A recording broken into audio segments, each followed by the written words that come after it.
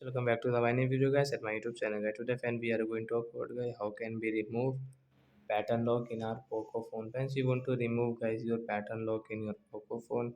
So how can we remove today? I will show you in this video guys how to remove pattern lock. So first of all guys open your phone to remove your pattern lock.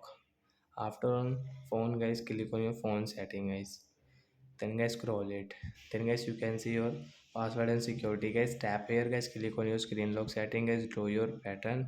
When we will click on turn off screen lock guys, tap here to off your pattern, means your pattern will remove and guys you cannot use guys this pattern lock in your Poco phone guys. You can unlock your phone without this pattern lock.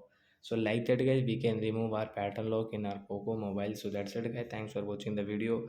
We will meet on next video guys with new topic. Before going guys, please go and like the video, subscribe the channel. Bye bye friends, thanks for watching the video guys.